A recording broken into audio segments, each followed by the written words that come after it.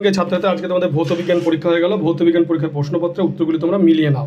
তোমরা প্রথমে দেখতে পাচ্ছ যে নিচের কোন রশ্মিটি গ্যাসকে আয়নিত করার ক্ষমতা সর্বাধিক হবে আলফা রশ্মি।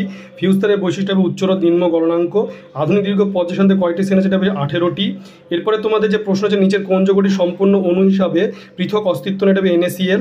নিচের কোন অ্যাসিডটি মৃদুত, সেটা হবে CH3COH। লঘু সালফিউরিক অ্যাসিড মিশ্রিত পটাশিয়াম ডাইক্রোমেট দ্রবণে H2S চালনা করলে কী রঙ উৎপন্ন, এটা হবে সবুজ।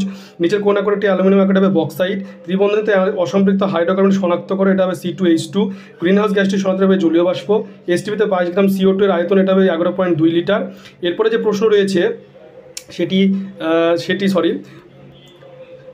সেটি দেখে নাও যে 10 গ্রাম ক্যালসিয়াম কার্বনের তীব্র উত্তপ্ত হলে কত গ্রাম ক্যালসিয়াম অক্সাইড উৎপন্ন হবে, 5.6 গ্রাম। এটা কিন্তু 5.6 গ্রাম।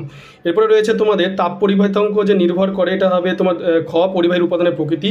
আলোর প্রদর্শনের সময় নিচের কোন রশ্মিটি অপরের থেকে, এটা হবে কম্পাঙ্ক। তারপরে হচ্ছে কোন প্রকার দর্পণ অসৎ ছোট সমশীর্ষ প্রথম করতে হবে, হচ্ছে উত্তল দর্পণ। নিচের কোন একটি তড়িৎ শক্তি একক, এটা হবে কিলোওয়াট ঘন্টা। তোমরা ভিডিওটি বেশি করে শেয়ার করবে।